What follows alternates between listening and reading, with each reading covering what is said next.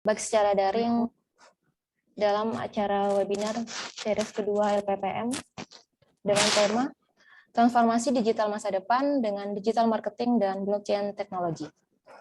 Tak lupa pula kita haturkan salawat serta salam kepada junjungan kita Nabi besar Nabi Muhammad SAW, karena beliaulah sebaik-baiknya suri teladan bagi kita semua. Baiklah Bapak Ibu semua, sebelum kita memulai acara kita, izinkan terlebih dahulu untuk saya sebagai moderator memperkenalkan diri dan membacakan susunan acara kita pada pagi hari ini. Perkenalkan, saya Bayisti Jriani yang akan memandu acara diskusi kita pada webinar kali ini. Adapun susunan acara kita pada pagi hari ini terdiri dari 2 sesi, yakni sesi pertama, sesi pembukaan, dan sesi kedua, sesi inti. Dalam sesi pertama ini ada pembukaan, kemudian ada sambutan dari Kaprodi D4 Rekayasa Perangkat Lunak, Politeknik Medika Farmahusada Mataram, dan penutup. Kemudian di sesi kedua, sesi inti, ada penyampaian materi oleh pemateri kita, dan dilanjutkan dengan sesi tanya jawab dan diskusi, dan terakhir yaitu penutup. Baiklah Bapak Ibu semua, agar lebih barokahnya acara kita pada pagi hari ini, marilah kita bersama-sama membuka sesi pertama kita dengan bacaan basmalah. Bismillahirrahmanirrahim. Baik, acara selanjutnya yakni sambutan yang akan disampaikan oleh Bapak Ketua Program Studi D4 Rekayasa Perangkat Lunak. Kepada Bapak Hendra Setiawan MKOM, kami persilahkan. Bismillahirrahmanirrahim. Assalamualaikum warahmatullahi wabarakatuh. Waalaikumsalam warahmatullahi wabarakatuh.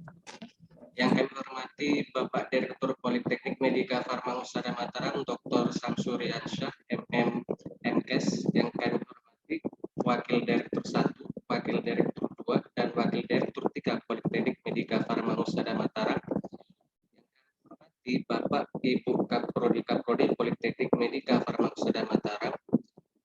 Yang kami hormati juga Ketua LPPM Politeknik Medika Farmahusada Pak Dani FSI. Yang kami hormati juga Bapak pemateri kita hari ini, yaitu Bapak M.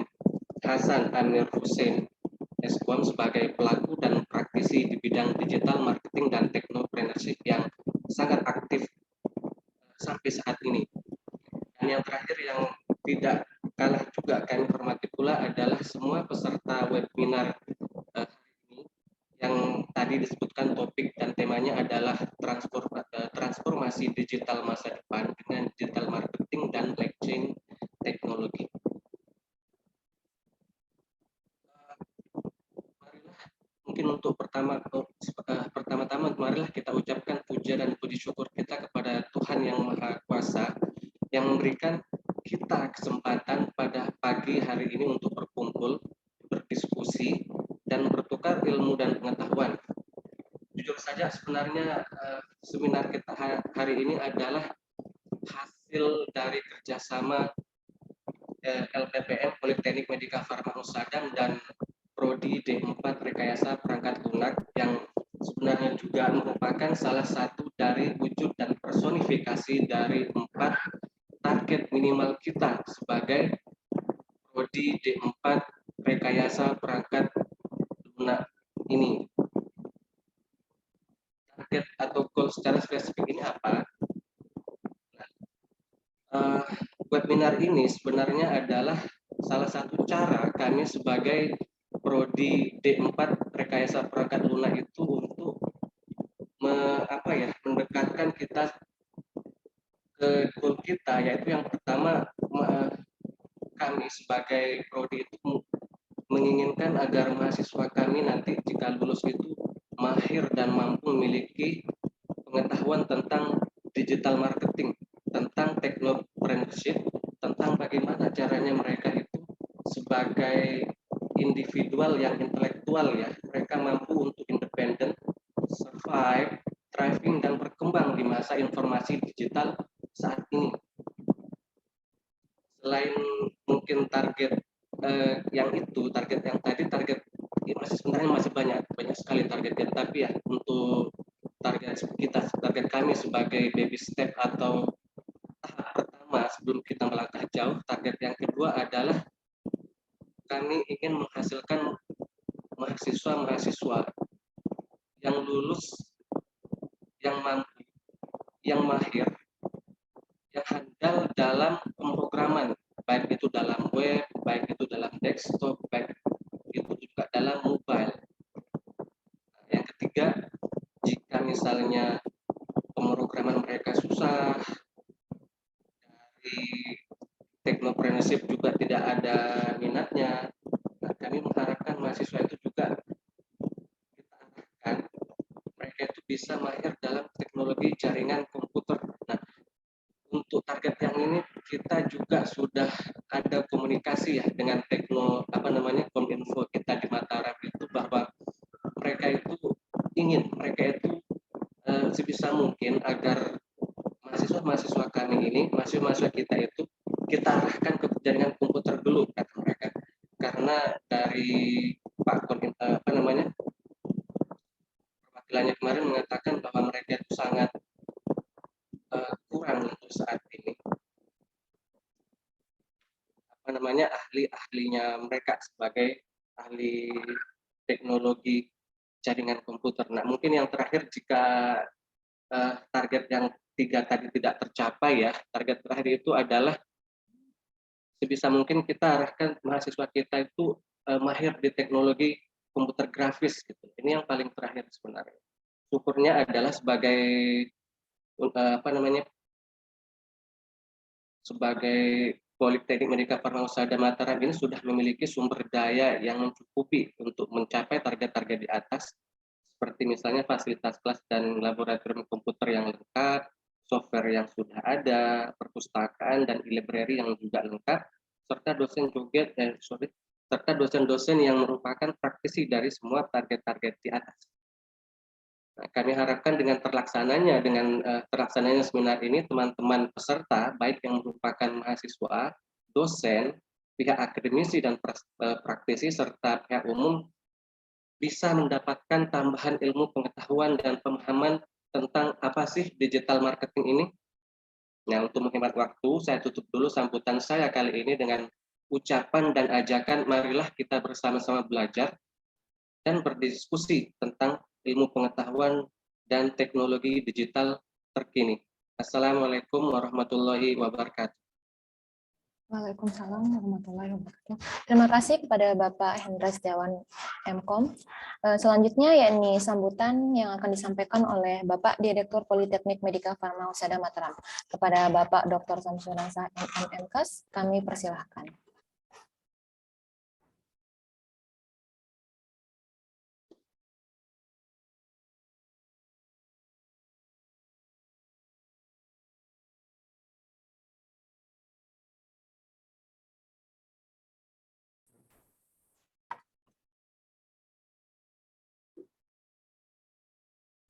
Bismillahirrahmanirrahim.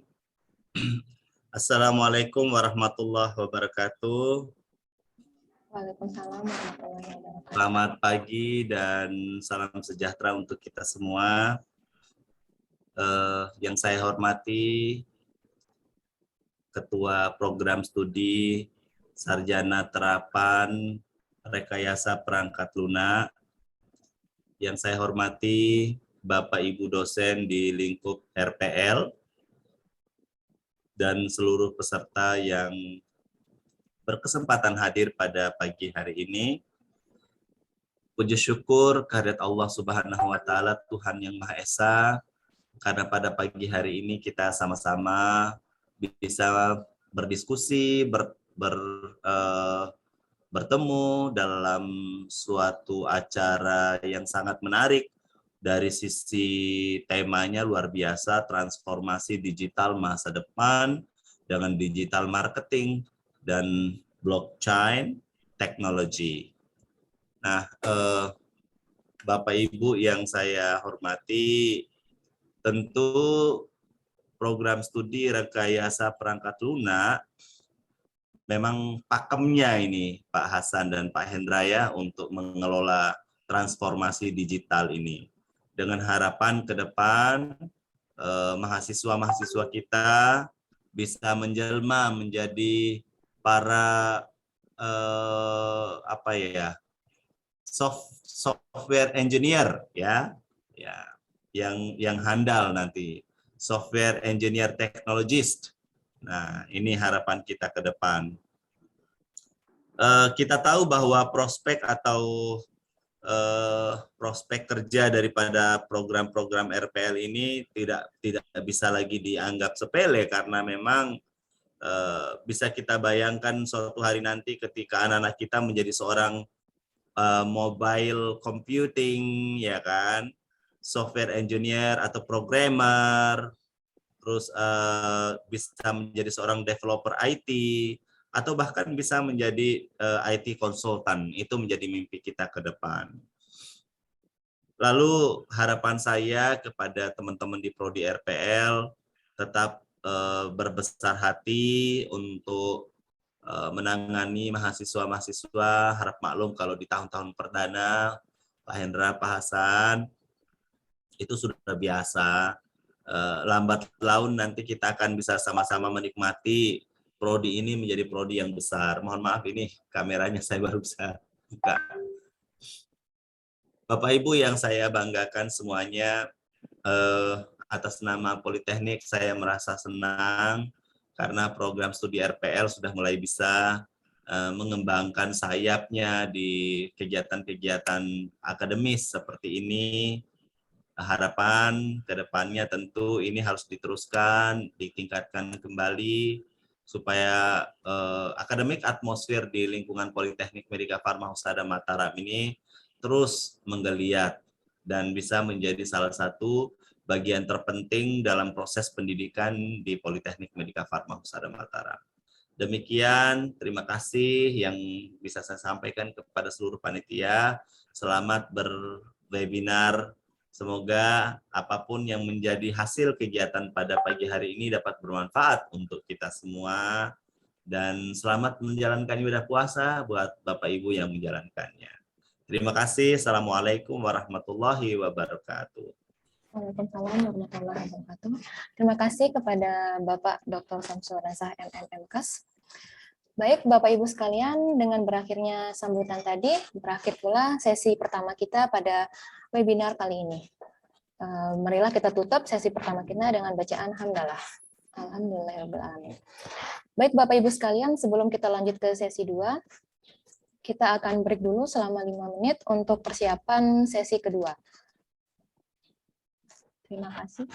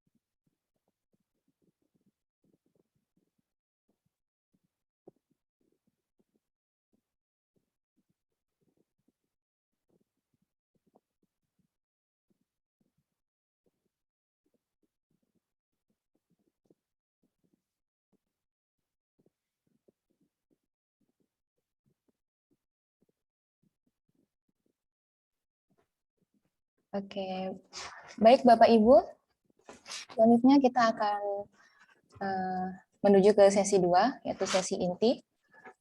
Sebelum ke sesi 2, izinkan terlebih dahulu saya untuk membacakan profil dari pemateri kita. Operator. Baik, pemateri kita pada webinar kali ini yakni Bapak M. Hasan Amir Hussein Eskom. Beliau merupakan dosen D4 Rekayasa Perangkat Lunak di Politeknik Medika Farma Husada Mataram. Selain itu, beliau juga merupakan seorang influencer, programmer, dan digipreneur. Beliau lahir di Dasanggeres tanggal 2 Januari tahun 1998. Saat ini beliau tinggal di Dasanggeres, Gerung, Kabupaten Lombok Barat. Adapun riwayat pendidikan beliau, beliau melanjutkan S1 di Universitas Jenderal Ahmad Yani di Bandung, dan melanjutkan S2 di UTDI Yogyakarta. Sertifikasi beliau yang pertama yakni Digital Marketing Instruktur dan Junior Multimedia.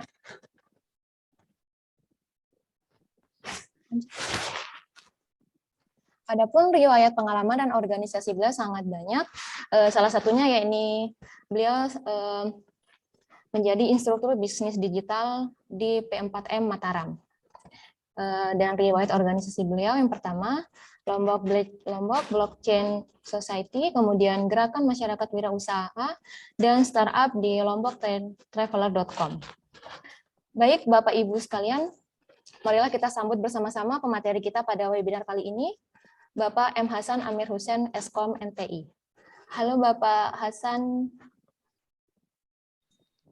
Iya, halo Bu. Terima kasih atas waktunya, Ibu Moderator. Silahkan kami beri waktu kepada Bapak Hasan untuk menyampaikan materinya. Silakan Bapak. Oke, bismillahirrahmanirrahim. Assalamualaikum warahmatullahi wabarakatuh. Selamat pagi semuanya. Saya ucapkan terima kasih sebesar-besarnya kepada yang pertama, yaitu Bapak Dr. Samsuriansyah MKes sebagai Direktur Politeknik Medika Farma Husada Mataram. Dan yang kedua, saya ucapkan terima kasih sebesar-besarnya juga kepada Bapak Kaprodi Rekayasa Perangkat Lunak, yaitu Pak Hendra Setiawan Mkom. Dan tak lupa juga saya berterima kasih untuk hadirin yang telah hadir dan juga teman-teman yang telah memberikan waktunya ataupun meluangkan waktunya untuk kita sama-sama belajar tentang teknologi, yaitu di sini kita akan membahas tentang yaitu salah satu bidang keilmuan yang dimana di sini sering sekarang banyak digandrungi oleh orang-orang, karena ini sudah merupakan hal yang sangat wajib untuk kita di zaman teknologi sekarang. Nah, untuk pertama kali di sini saya akan buka dengan beberapa data, yaitu data di mana ini yaitu pengguna internet ya yang diambil dari Hotsuite, yang di mana di sini untuk pengguna internet di Indonesia itu yang dari 143 juta mungkin lebih, itu rata-rata mereka menghabiskan 8 jam waktunya untuk berselancar di sosial media ataupun di internet. Dari 74 itu, mereka kebanyakan melakukan searching, baik itu mencari data, kemudian mencari informasi, kemudian membuat sebuah artikel dan lain-lain, itu sekitar 74%. Kemudian selanjutnya itu 79% masyarakat Indonesia itu kebanyakan menggunakan waktunya itu untuk selancar online. Nah, disinilah kita lihat disrupsi yang dimana dari fenomena ini kita bisa melihat bahwa digital sekarang lagi pesat-pesatnya dan juga menjadi kebutuhan kita yang wajib kita sama-sama hadapi seperti itu. Kemudian di sini kita lihat lagi data dari Hotsuite yang dimana di Indonesia itu per Januari 2021 tahun lalu ya, sosial media yang paling sering dikunjungi yaitu WhatsApp untuk berbagi chat dan juga komunikasi. Artinya di sini paradigma masyarakat sudah mulai berubah, yang dimana dahulu orang kebanyakan kalau mau berkomunikasi itu masih menggunakan teknologi seadanya, yaitu SMS, kemudian telepon dan lain-lain.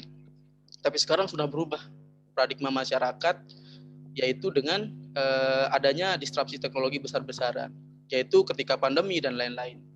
Kemudian di sini selain aplikasi itu ada juga media online untuk untuk mencari video dan lain-lain, yaitu di sini kita lihat datanya itu menunjukkan bahwa YouTube adalah salah satu media paling banyak dikunjungi untuk layanan ataupun hiburan seperti itu. Nah, kita lihat paradigma masyarakat yang dimana dahulu masyarakat kalau ingin mengkonsumsi barang ataupun ingin membeli barang, dia harus pergi dulu ke minimarket ataupun ke pasar. Sekarang itu sudah berubah zamannya, yang dimana itu menggunakan teknologi digital yang di sini kita biasa sebut dengan aplikasi online. yang dimana teman-teman mungkin di sini sering melakukan transaksi ataupun jual beli di platform-platform online. Nah, maka dari itu bisa kita simpulkan bahwa di saat ini kita bisa memanfaatkan situasi itu untuk pertama yaitu mencari keuntungan. Yang kedua yaitu nanti bisa kita manfaatkan untuk bagaimana caranya kita bisa meningkatkan taraf hidup seperti itu. Nah, bisa kita lihat di sini paradigma yang sering kita lihat misalkan waktu berteman dulu gitu. Nah, di sini misalkan dulu itu kalau kita misalkan kelahi dan juga ada pertengkaran dengan teman ataupun dan lain-lain, mungkin sudah hanya sebatas sapa saja gitu. Tapi kalau sekarang itu sudah berubah.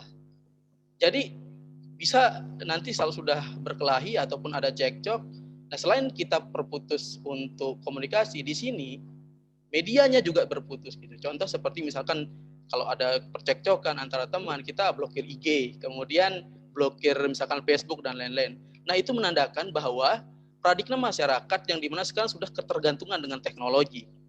Untuk itu, teman-teman sekalian harus pandai-pandai dan juga bijak menggunakan teknologi itu, seperti itu. Nah, kemudian kita masuk ke sesi untuk digital marketingnya. Kenapa harus digital marketing? Nah, untuk teman-teman ketahui bahwa di dunia sekarang itu sudah serba digital. Mau itu sekolah ataupun mau itu nanti untuk layanan jasa dan lain-lain. Untuk itu kita harus mempelajari digital marketing ini. Seperti itu. Nah, apa sih yang dimaksud dengan digital marketing? Di sini teman-teman bisa lihat ya. Digital marketing itu adalah teknik untuk memasarkan ataupun memperkenalkan produk baik itu jasa, layanan dan lain-lain melalui internet. Yang dimana di sini itu biasanya ada media-media tertentu untuk kita memanfaatkan itu sebagai alat ataupun tools kita untuk berkomunikasi ataupun memasarkan produk seperti itu. Contoh di sini ada email. Nah, email mungkin nanti teman-teman belajar tentang email marketing. Kemudian ada website. Website ini nanti bisa dimanfaatkan. Kemudian ada media-media online seperti video, gambar dan lain-lain. Intinya digital marketing itu bagaimana proses kita memperkenalkan produk kita secara langsung melalui media digital tanpa ada perantara orang satu dengan orang yang lain. Itu biasa teman-teman nanti bisa teman-teman implementasikan di dalam hidup teman-teman. Mungkin teman-teman sudah biasa buat status dan lain-lain, tapi beda lagi untuk status nanti jualan dan juga memperkenalkan jasa kita kepada orang lain seperti itu. Nah, dalam digital marketing, dua hal yang sangat wajib dipelajari ataupun diketahui. Yang pertama yaitu teman-teman harus mengetahui teknik bagaimana cara memasarkan secara organik. Nah, ini bukan organik ini ya, bukan organik tentang tumbuhan dan lain-lain, tapi melainkan teknik dari teman-teman para marketers di luar sana yang dimana biasa mempromosikan produknya itu melalui digital. Kita sebut dengan organik teknik. Nah, mungkin teman-teman sering melakukan postingan dan lain-lain, itu sudah termasuk dalam organik sistem. Yang pertama yaitu di sini teman-teman bisa memanfaatkan teknik ini untuk mengoptimasi yaitu produk ataupun jasa dan layanan teman-teman. Bisa melalui postingan, beranda, status WA, grup, broadcast, dan lain-lain. Yang kedua yaitu ada yang berbayar. Mungkin teman-teman pernah ya kena iklan ataupun teman-teman pernah ketika teman-teman menonton sebuah acara ataupun teman-teman membuka sebuah aplikasi pemutar video itu pasti ada iklannya. Nah, disitulah teknik digital marketing untuk berbayar digunakan seperti itu. Jadi kalau teman-teman bisa petakan di sini teknik yang berbayar dengan yang tidak berbayar atau organik ini jauh berbeda. Nah, kalau misalkan teman-teman punya database yang banyak, itu bisa menggunakan yang organik ini. Karena apa? Dia sudah tersimpan dan juga tinggal kita berikan informasi tentang produk kita seperti itu. Kalau berbayar ini kita selalu melakukan setting dan juga melakukan dan mengeluarkan beberapa commission fee atau pembayaran. Nah, di sini bisa kita memanfaatkan platformnya itu seperti ada namanya Google Ads, kemudian Google Ads atau Google AdWords, kemudian ada Facebook Ads, kemudian ada YouTube, kemudian ada endorsement dan lain-lain. Jadi kalau teman-teman sudah bisa memetakan nanti kalau sudah punya bisnis ataupun usaha itu bisa menggunakan dua teknik ini antara berbayar dengan tidak berbayar. Tinggal dicocokkan saja teman-teman ya, apakah bisnis teman-teman itu masih kecil ataupun sudah besar seperti itu. Selanjutnya yaitu di sini, nah jenis-jenis digital marketing yang harus teman-teman kuasai. Nah ini adalah gambaran besar ya. Karena sebenarnya banyak teknik-teknik yang harus dikuasai, tapi kalau teman-teman kuasai salah satu dari keempat teknik ini, itu bisa menjadi brand awareness teman-teman nantinya. Mungkin Bapak Ibu di sini pernah melakukan jualan online ataupun menawarkan produk kepada pelanggan, itu dengan cara yang tadi, misalkan contoh yang menggunakan teknik yang organik ataupun tidak berbayar gitu. Nah, itu biasanya kita lakukan misalkan di media sosial seperti itu. Nah, contoh media sosial seperti apa? Facebook, kemudian Instagram, dan lain-lain. Tapi di sini saya akan menjelaskan 4 tekniknya saja. Yang pertama itu ada namanya Search Engine Optimization. Yang kedua yaitu ada Social Media Ads, kemudian Marketplace Ad, dan Display Marketing. Nah, ini harus teman-teman ketahui ya. Nah, tidak perlu untuk menguasai semuanya, tapi harus fokus satu. Nah, contoh dari SEM ini ataupun Search Engine Marketing ini, kita bisa memanfaatkan media searching seperti Google, kemudian Bing, terus Opera Mini, dan lain-lain, yang dimana nanti dia akan membuat bisnis kita itu berada di posisi pertama di dalam pencarian Google. Gitu. Misalkan kita masukin kata kunci Politeknik Medika Farma, itu dia akan muncul paling atas nantinya. Dan itu bisa dilakukan dengan cara berbayar dan tidak berbayar seperti itu. Adapun tools-toolsnya di sini, teman-teman bisa nanti menggunakan Google My Business ya. Mungkin teman-teman yang ada di peserta kali ini itu teman-teman kebanyakan dari UMKM ya, karena saya juga kebanyakan ngajar di UMKM. Jadi gerbang untuk pertama kali melakukan digitalisasi selain mempunyai alat-alat seperti handphone dan lain-lain, yaitu membuat sebuah akun yang dimana itu merupakan identitas bisnis kita, yang dimana itu terindeks dari platformnya ataupun nanti itu bisa menjadi acuan mereka seperti itu. Seperti di sini kita punya bisnis ataupun punya usaha yaitu tentang les ya. Jadi kalau udah jadi nanti di setting di Google My Business-nya, kemudian nanti bisa di expose. Jadi nanti orang bisa ngelihat. Nah, itu merupakan sumber traffic ataupun sumber datangnya pelanggan. Jadi seperti itu yang pertama. Yang kedua yaitu kita bisa memanfaatkan social media advertising atau sosmed ads. Nah, teknik ini itu biasanya digunakan untuk orang-orang ataupun company yang sudah banyak membuat pemasukan, mendapatkan pemasukan dan lain-lain. Jadi di sini teman-teman, kalau teman-teman ingin melakukan promosi ataupun ingin mendapatkan sebuah traffic ataupun pelanggan yang banyak, teman-teman harus mau mengeluarkan sejumlah ataupun sedikit fee untuk nanti bisa dimunculkan iklan teman-teman itu di posisi paling atas. Nah, itu dinamakan dengan advertising.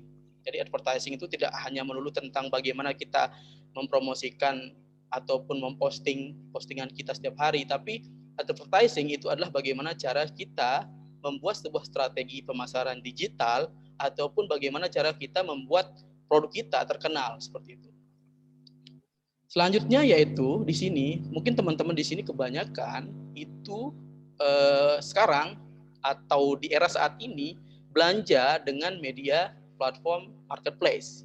Nah, di sini itu bisa kita manfaatkan teman-teman ya, karena trafficnya udah banyak, kemudian marketplace-nya sudah macam-macam warnanya nggak karuan, itu bisa teman-teman manfaatkan. Misalkan teman-teman buka jasa ataupun buka bisnis ketika bulan Ramadan, itu bisa nanti teman-teman manfaatkan marketplace ini. Nah, marketplace ini sifatnya open source ataupun itu kalau misalkan buka toko itu gratis atau dia free. Nah, jadi teman-teman bisa melakukan di situ create produk, kemudian masukin produk, deskripsi, alamat dan lain-lain. Artinya sekarang itu kalau dikatakan ya lebih susah mencari pekerjaan daripada mencari uang. Kenapa saya bilang seperti itu? Karena kita bisa berkarya ataupun bisa meningkatkan taraf hidup kita itu dengan berjualan online. Nah, tidak terlepas dari apa yang merupakan profil kita ataupun pekerjaan kita, semua bisa melakukan perjualan online dengan menggunakan teknik-teknik digital ini. Seperti itu ya teman-teman. Ini bisa kita lihat contohnya di sini, Jawara Marketplace Indonesia untuk sekarang itu yang pertama yaitu untuk tahun yang lalu itu ada Tokopedia, kemudian disusul dengan Shopee, kemudian ada Bukalapak, Lazada dan lain-lain. Jadi ini bisa dimanfaatkan untuk teman-teman nanti berjualan produk ataupun mempromosikan jasa yang teman-teman punya seperti itu ya. Kemudian yang keempat, yang terakhir yaitu display ads. Nah, mungkin teman-teman yang suka buka website, yang suka mencari informasi, mungkin teman-teman sering lihat ya ads yang berterbaran di mana-mana, itu mungkin mengganggu buat kita, tapi itu merupakan passive income buat yang membuat konten itu atau kreatornya. Jadi di zaman nanti itu kebanyakan untuk iklan itu dia akan disebar di display ads. Karena apa? Karena sekarang kalau untuk drone, kemudian spanduk, banner dan lain-lain mungkin itu masih efektif, tetapi kalau dibandingkan performanya lebih efektif secara online ini seperti itu. Jadi display ads nanti teman-teman bisa melakukan settingan ataupun melakukan kerjasama dengan Google-nya sendiri atau biasa kita sebut dengan Google AdSense. Seperti itu ya. Jadi kalau mau pintar dalam bidang digital marketing, teman-teman jangan multi. Artinya fokus sama satu platform ataupun sistem yang ada sekarang agar teman-teman bisa melakukan pemasaran itu dengan terperinci seperti itu. Nah, ini adalah roadmap ataupun digital tips yang saya berikan untuk teman-teman, dan ini yang saya temukan di industri, yang dimana kebanyakan industri itu mengeluarkan uang untuk melakukan pemasaran itu tidak menggunakan teknik-teknik ini gitu. Tetapi kalau untuk teman-teman yang baru ataupun teman-teman yang ingin terjun ke dunia digital atau bisnis online, teman-teman harus menguasai 4 ini gitu. Yang pertama yaitu bagaimana cara memperbanyak konten. Nah, konten ini mungkin teman-teman nanti bisa pelajari ya di YouTube atau yang lain-lain, dengan bagaimana cara membuat konten ataupun bagaimana cara nanti menarik pelanggan dengan konten yang baik, itu bisa teman-teman pelajari. Nah, yang kedua, setelah kita belajar konten, kita harus belajar tentang penjadwalan. Kenapa? Nah, ini yang saya temukan teman-teman. Kebanyakan orang kalau mau belajar pemasaran online itu dia tidak mengetahui waktu ataupun riset tentang kapan pelanggan itu rame, kemudian kapan pelanggan itu melakukan transaksi dan lain-lain. Nah, di sini saya sudah kasih untuk teman-teman yang ingin belajar tentang penjualan online. Jadi kalau teman-teman melakukan pemasaran di jam-jam berikut, itu merupakan salah satu representasi dari digital marketing ya. Jadi dia dijadwalkan berdasarkan jam-jam tertentu. Misalkan di sini 3 kali sehari ya. Nah, ini yang pernah saya riset dulu tentang jamnya. Yang pertama yaitu kalau teman-teman mau posting pagi hari, itu usahakan dari jam 7 sampai jam 10. Jadi di bawah jam 10, jangan melebihi itu. Karena apa? Konten itu akan berputar nanti untuk pertama yaitu orang yang sedang free ataupun tidak bekerja. Jadi itu akan dapat nanti feel-nya ataupun timing-nya akan dapat. Nah, kemudian kalau kita sudah menargetkan orang yang notabene lagi tidak ada pekerjaan ataupun sedang menganggur dan lain-lain, itu kita targetkan dari pagi. Makanya perbanyak konten di sana. Jadi itu cocok untuk konten-konten yang nanti berhubungan dengan bisnis dan lain-lain. Karena orang nanti kalau tidak punya pekerjaan kan bisa nyambi jadi seperti itu. Nah, yang kedua yaitu kita postingkan untuk orang-orang yang hardworking ataupun yang bekerja. Ini biasanya waktunya itu antara jam 12 sampai jam 3 ya, karena kalau pagi itu kalau dia sudah masuk kerja itu tidak akan dapat feel untuk kontennya. Nah, kalau dia jam 12 sampai jam 3 itu ada waktu untuk melihat atau scroll HP seperti itu. Ini sudah saya praktekkan teman-teman. Nah, yang ketiga itu malam hari. Nah, ini usahakan ya dari jam 6 sampai jam 22 atau jam 10. Nah, ini merupakan waktu-waktu sakral lah untuk para digital marketer gitu, untuk membuat sebuah konten yang banyak. Mungkin teman-teman juga pernah kena gitu konten-konten tentang penjualan dan lain-lain. Nah, kebanyakan teman-teman UMKM itu dia kalau memposting itu ya sesuka hatinya gitu. Padahal ada teknik-tekniknya yang bisa dimanfaatkan. Ini juga gratis. Seperti itu ya teman-teman ya. Ini sudah saya jabarkan. Kemudian yang terakhir, yang ketiga yaitu kuasai big data-nya. Artinya teman-teman di sini bisa nanti melakukan ataupun membuat sebuah pemetaan terhadap datanya. Misalkan teman-teman mengambil nomor WhatsApp-nya dengan menyimpan dan lain-lain, itu merupakan salah satu bentuk ataupun ini ya representasi dari pengolahan data tersebut. Nanti kalau udah datanya terambil, tinggal teman-teman kasihkan saja promosi seperti itu. Nah, itu beberapa, dan yang terakhir itu target penjualan ya. Karena kalau berjualan online itu tidak hanya bukan hanya perjualan online saja, tapi penawaran jasa itu bukan hanya untuk orang-orang tertentu. Akan teman-teman ingin menawarkan produk kecantikan, nggak mungkin ditawarkan untuk bapak-bapak gitu. Jadi kalau misalkan teman-teman bisa mengetahui target penjualan ini, itu yang lebih bagus. Ini adalah 4 materi dasar untuk teman-teman nanti kuasai agar teman-teman bisa menjadi seorang pebisnis online, buka jasa online dan lain-lain. Karena sekarang udah zamannya itu lebih cepat kita dapat uang. daripada dapat kerjaan. Contoh seperti itu ya teman-teman.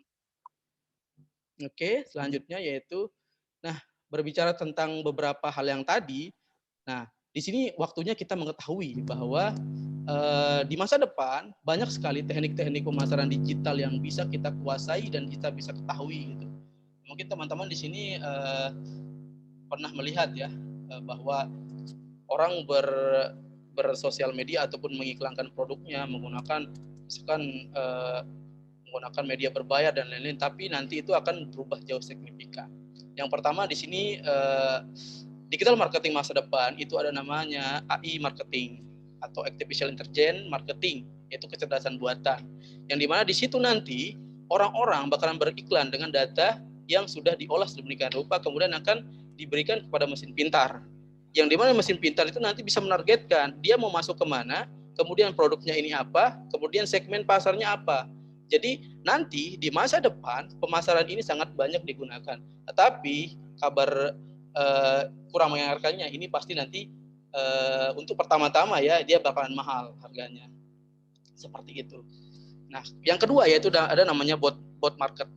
Yang dimana di sini ini adalah pemasaran serba otomatis ya. Jadi representasi dari kita seperti robot yang dimana nanti itu kalau diberikan instruksi dia akan bisa mengeksekusi sendiri. Misalkan instruksi posting jam segini, kemudian nanti komen jam segini, kemudian nanti lakukan penyapaan ataupun disapa pelanggannya yang sudah termasuk dalam kontak ini. Jadi seperti itu ya. Jadi nanti itu akan ada booth marketing yang teman-teman bisa manfaatkan untuk melakukan pemasaran. Yang selanjutnya yaitu ada digital marketing itu sendiri. Digital marketing itu tidak akan pernah hilang selama ada internet. Karena apa?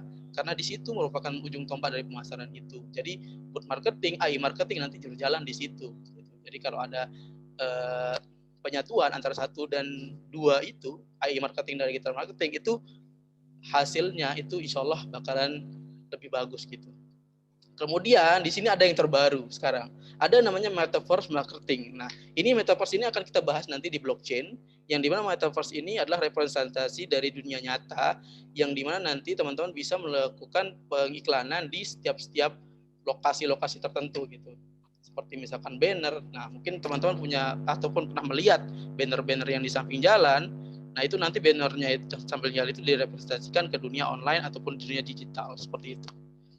Oke, ini untuk materi yang tadi untuk digital marketing, yang di sini saya akan kaitkan dengan sebuah ilmu baru yang sekarang lagi hype-nya.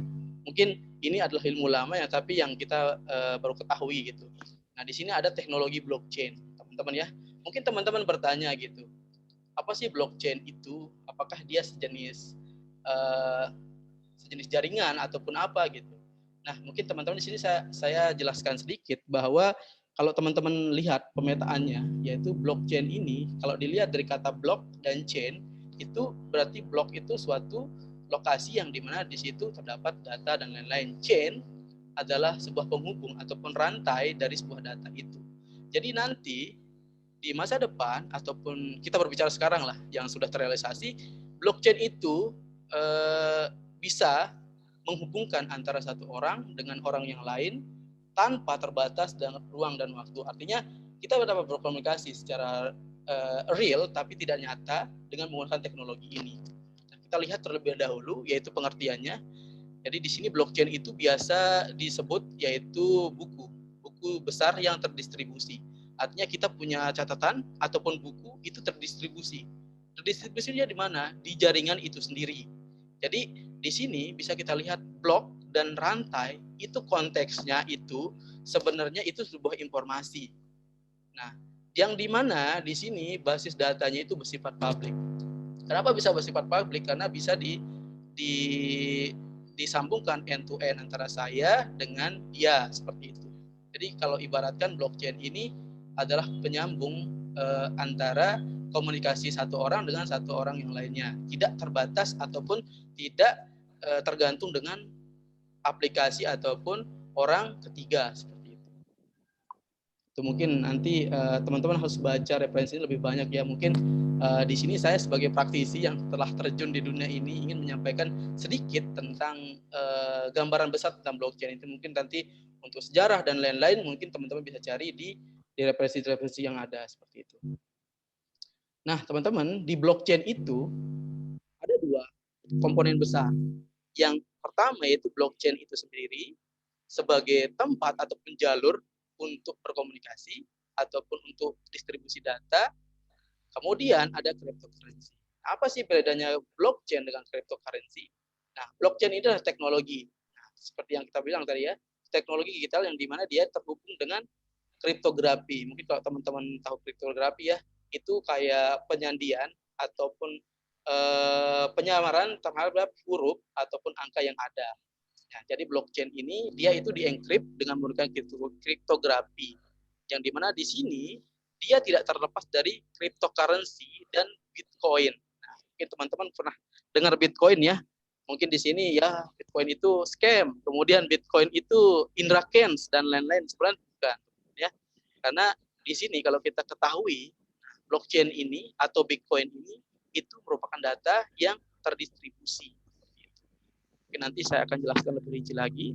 Nah, kemudian yang kedua itu cryptocurrency. Nah, teman-teman kalau teman-teman tahu Bitcoin, nah itu merupakan cryptocurrency ataupun itu merupakan uang digital. Nah, kalau ada cryptocurrency, blockchain akan berjalan. Kalau tidak ada blockchain, apakah cryptocurrency akan berjalan? Tidak juga. Mereka punya jaringan sendiri yang dimana nanti itu disebut dengan hash, yang dimana nanti hash itu akan memecah blok-blok tersebut. Nah, kalau tidak ada blockchain tidak akan menyatu seperti itu. Mungkin agak berat ya untuk dicerna karena ini ilmu baru yang dimana teman-teman nanti akan mengetahui representasinya untuk di dunia seperti apa.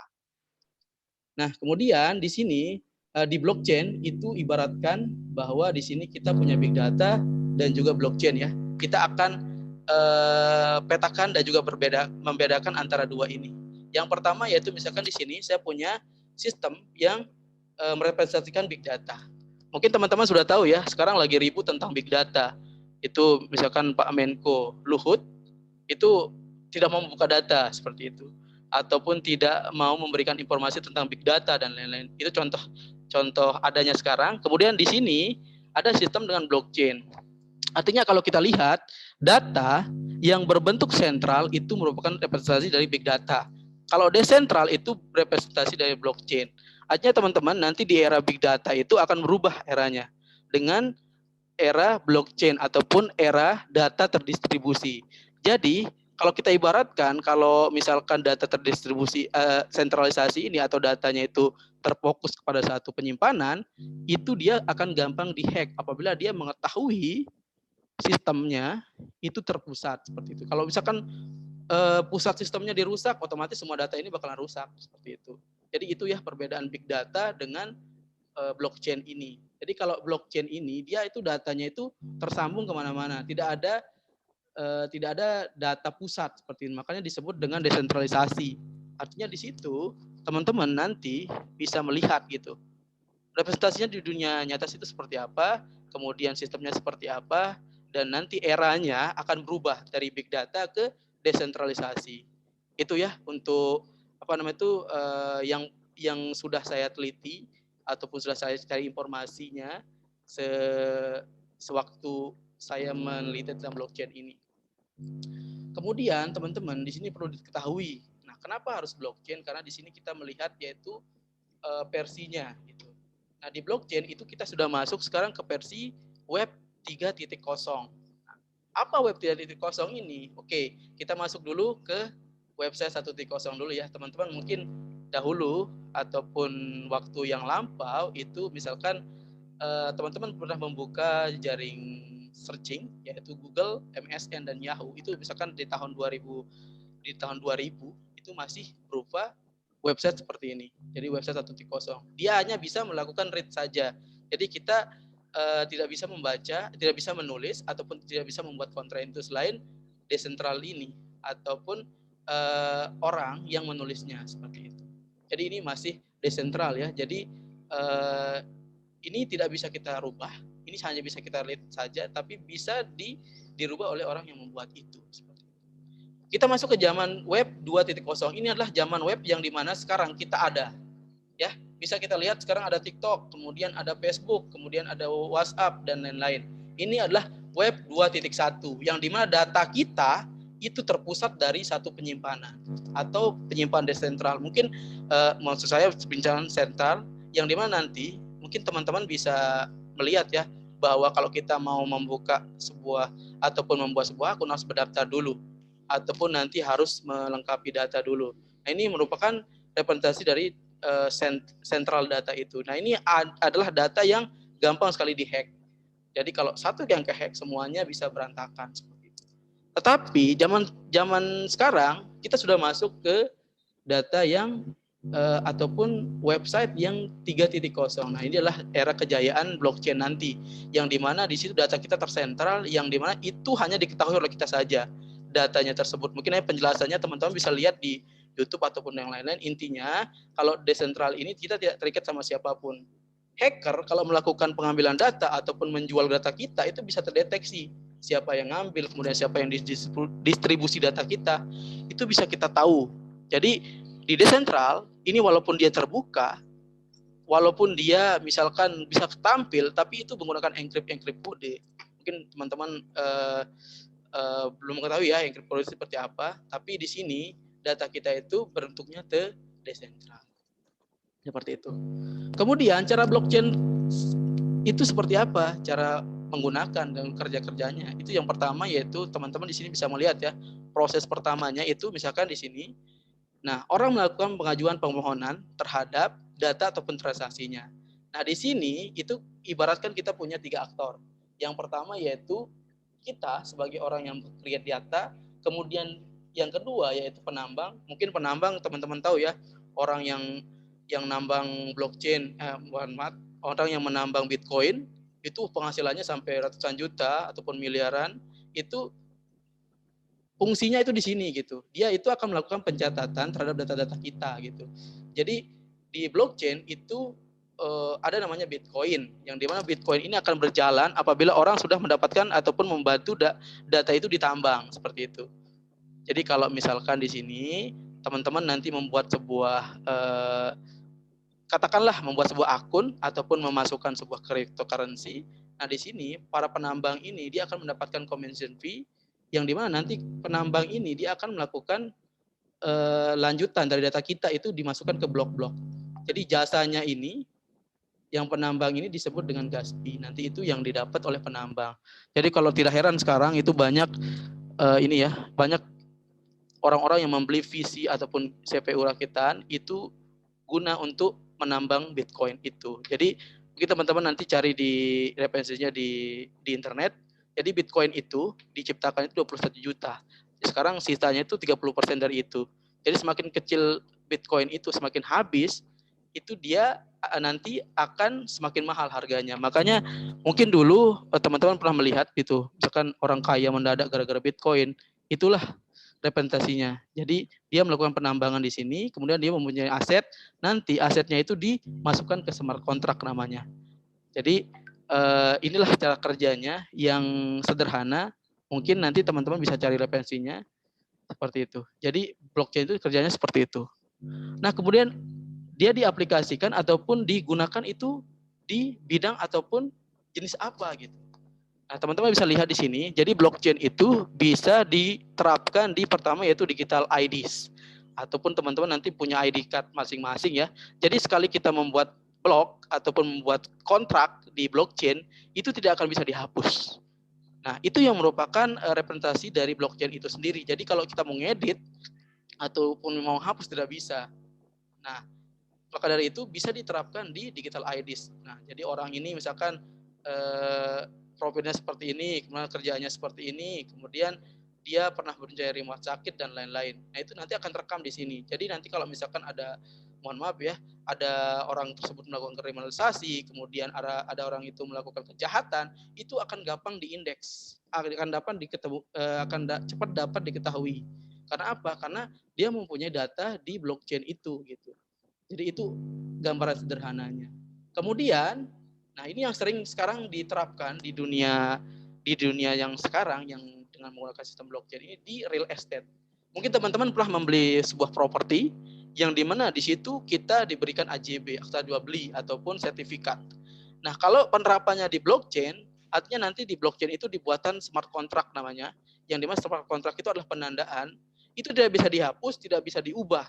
Tetapi nanti itu merupakan hak melekat untuk selamanya di dalam sertifikat itu. Jadi orang mau memalsukan, kemudian orang mau menggadai itu tidak bisa. Karena apa? Key dan kuncinya itu terdapat pada orang itu gitu. Kalau orang itu mohon maaf ya, kalau dinyatakan sudah meninggal, ya sudah gitu.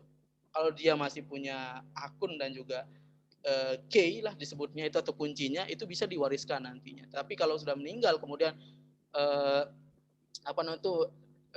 data-datanya itu hilang ataupun terhapus, ya sudah, blockchain itu tidak bisa diubah dan lain-lain seperti itu ya. Kemudian yang paling besar sekarang yaitu penerapan di bidang voting. Nah, ini pemilihan presiden dan lain-lain ini sangat berguna ya teman-teman ya. Jadi nanti kalau sudah diterapkan blockchain, tidak ada data ganda. Yang dimana data itu akan dibuat setiap kode yang dimana nanti pengkodean itu tidak akan bisa digandakan. Artinya kecurangan di bidang voting atau pemilihan nanti tidak akan bisa terlaksana gitu. Karena apa? Sistemnya terdesentralisasi, kemudian entitasnya dibuat itu tidak ada yang mirip. Nah, itulah keutamaan blockchain ya. Kalau diterapkan itu, dia tidak ada kesamaan. Artinya masing-masing orang punya kontrak tersendiri. Jadi misalkan nanti jumlah suaranya itu 20, kemudian mau ditambah lagi tidak bisa. Karena apa? Di blockchain ataupun di sistemnya itu sudah terdaftar 20 orang dengan masing-masing identitas yang ada. Seperti itu. Banyak sekali penerapannya teman-teman ya, mulai dari musik dan lain-lain. Bisa diterapkan di berbagai macam lini. Seperti itu. Kemudian ini jenis blockchain, mungkin ini representasinya ya dari dunia kripto ya, atau cryptocurrency itu. Yang pertama yaitu di sini ada namanya Bitcoin. Nah, Bitcoin ini mungkin teman-teman tahunya yaitu ini ya, trading, forex dan juga mungkin investasi ilegal gitu. Sebenarnya beda teman-teman ya. Jadi kalau Bitcoin ini dia itu aset digital yang dimana dia akan berjalan di blockchain. Yang dimana Bitcoin ini adalah entitas tertinggi dari cryptocurrency. Jadi semua blockchain, semua cryptocurrency itu akan bernaung ataupun akan mengambil tujuannya, kiblatnya lah di blockchain ini. Nah, koin-koin turunan ataupun di bawahnya blockchain ini ada namanya Ethereum, kemudian Binance, Tether, kemudian ada Solana. Nah, perlu kita ketahui bahwa di setiap entitas ataupun cryptocurrency ini itu mempunyai utilitas masing-masing. Yang pertama yaitu kalau Ethereum itu kita bisa membangun sistem blockchain di sana. Kemudian kalau BNB itu kita bisa melakukan misalkan membuat aplikasi dan lain-lain. Kalau Tether atau USDT ini setara dengan dolar. Jadi nilainya tidak akan turun, tidak akan naik kalau dolar itu tidak akan bergerak gitu. Jadi nilainya ini sama seperti dolar. Nah, kalau Solana ini biasanya kita gunakan nanti di Metaverse Technology. Nah, mungkin nanti saya akan jelaskan tentang Metaverse Technology. Nah, siklus jaringan blockchain itu, teman-teman, kalau dari segi umumnya gitu, dia harus yang pertama itu mempunyai smart contract. Itu sebagai pengidentifikasinya. Kemudian nanti di smart contract itu bisa ditempelkan tuh kemana maunya. Misalkan mau ke NFT, kemudian Metaverse, kemudian di token, itu bisa. Jadi teman-teman di sini, ini adalah ilmu ataupun ini harus pengetahuan baru yang teman-teman harus ketahui bahwa smart contract itu bisa melakukan pengindeksan ataupun penamaan di setiap nilainya seperti itu. Mungkin teman-teman agak berat untuk ini, mungkin nanti teman-teman bisa baca lagi. Nah, di dalam blockchain itu ada namanya NFT. Mungkin teman-teman tahu ya NFT itu atau cuma sekedar tahu saja gitu. Jadi NFT ini teman-teman itu adalah non-fungible token ataupun ini adalah sebuah representasi dari cryptocurrency yang tadi. Jadi ini berbentuk seperti aset. Yang dimana di sini NFT itu mewakili nilai tukar suatu barang. Yang dimana di sini kita bisa lihat ya, NFT itu bisa berupa game, kemudian foto, video, musik, dan lain-lain. Yang dimana nanti teman-teman bisa memanfaatkan ini untuk melakukan investasi dan lain-lain.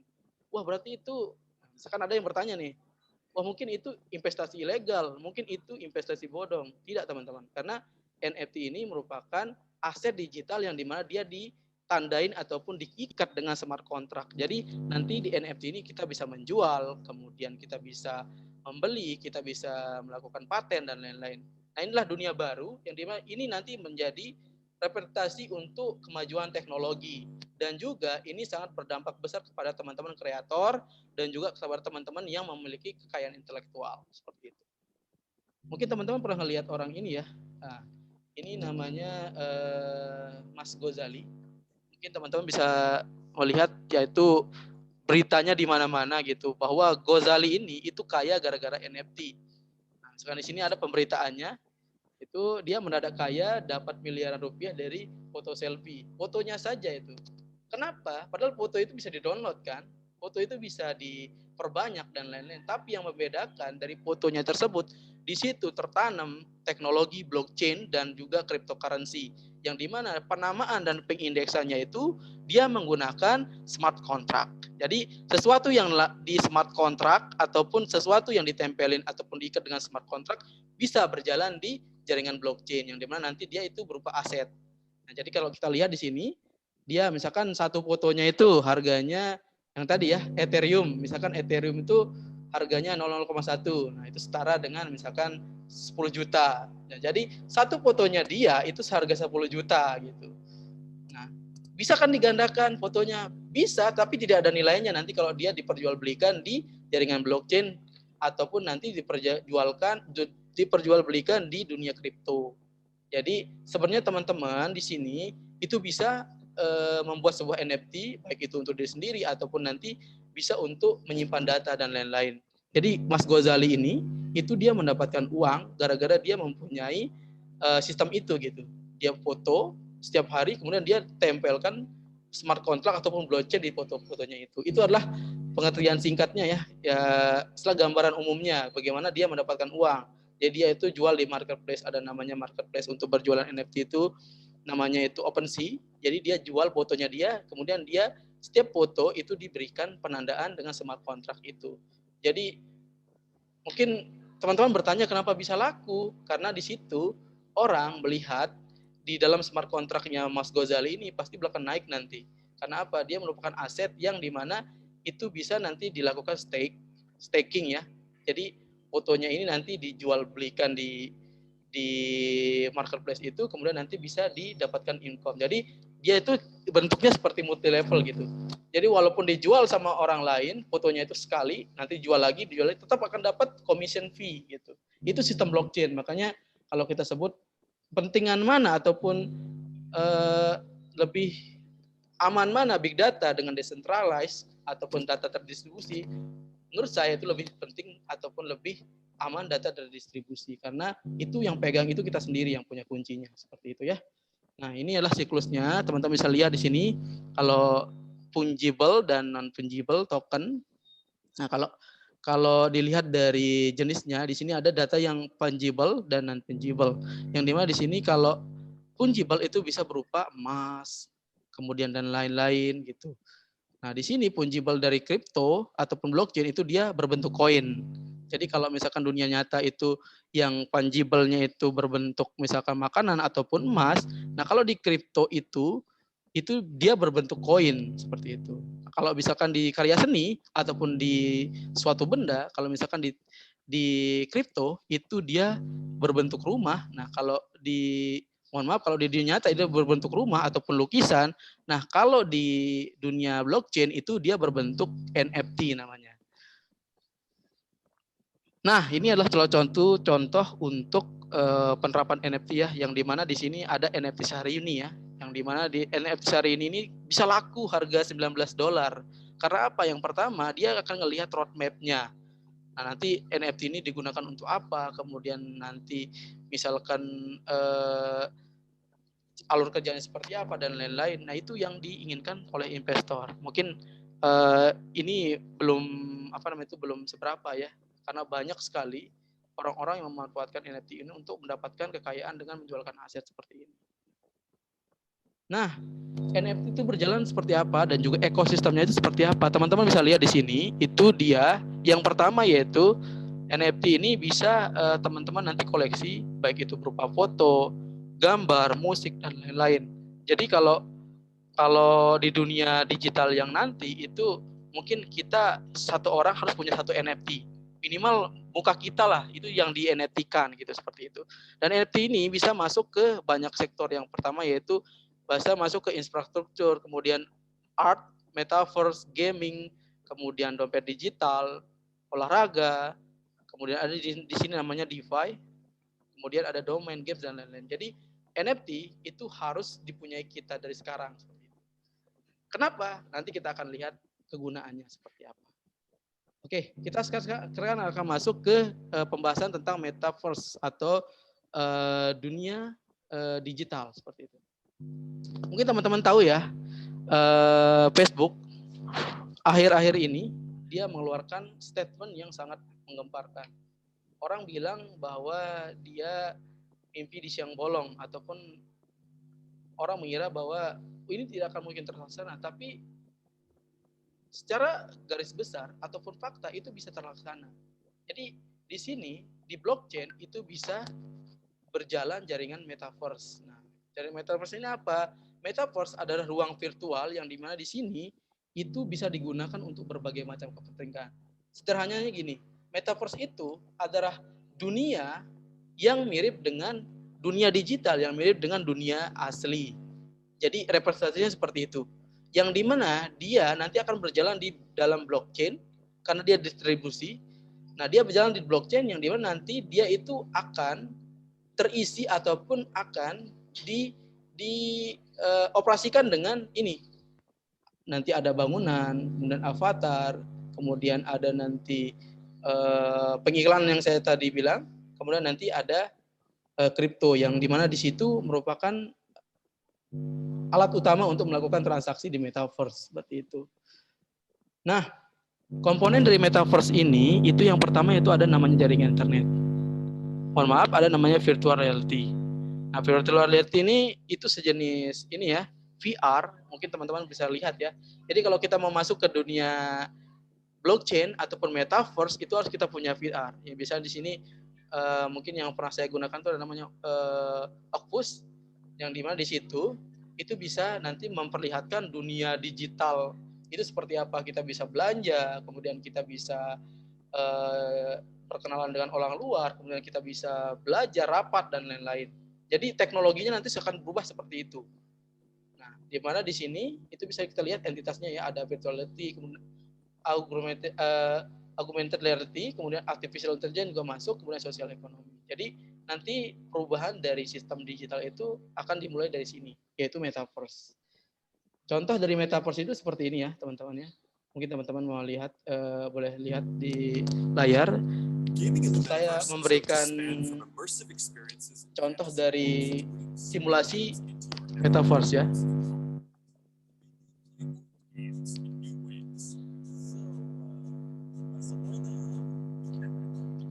Jadi nanti tanpa kita tanpa kita bertemu secara langsung, kita bisa bertemu di dunia virtual, baik itu kita bermain ataupun bersilaturahmi dan juga berkenalan dan lain-lain bisa dilakukan di dunia virtual. Contohnya seperti ini.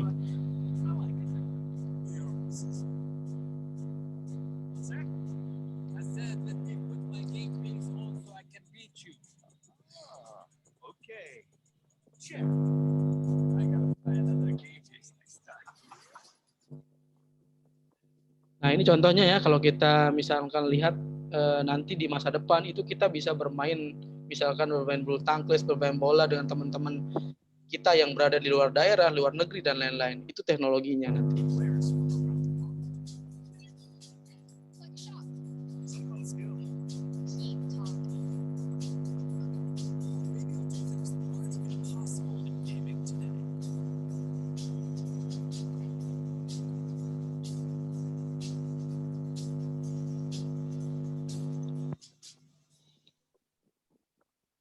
Oke, itu adalah yang direncanakan oleh Mas Mark Zuckerberg. Nanti kita itu tidak akan terbatas dengan ruang dan waktu. Dimanapun kita bisa ketemu. Mungkin pada saat ini contoh representasinya itu seperti kita sedang nge-zoom, tetapi nanti itu perbedaannya dia itu berbentuk nyata, bisa di depan kita, kemudian kita bisa mengobrol dengan mereka, kita bisa melakukan presentasi, rapat, dan lain-lain dengan full body. Bedanya kalau sekarang kan masih terbatas. Kita tidak bisa melakukan interaksi secara istilahnya secara dekatnya lah.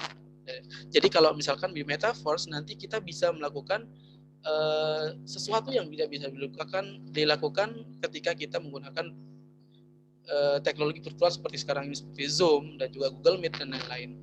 Seperti itu. Kemudian contoh yang kedua, di sini saya akan contohkan, yaitu orang sedang belajar, kemudian rapat dan lain-lain, nanti akan seperti ini di dunia metaverse-nya. Seperti contoh video yang saya putar ini.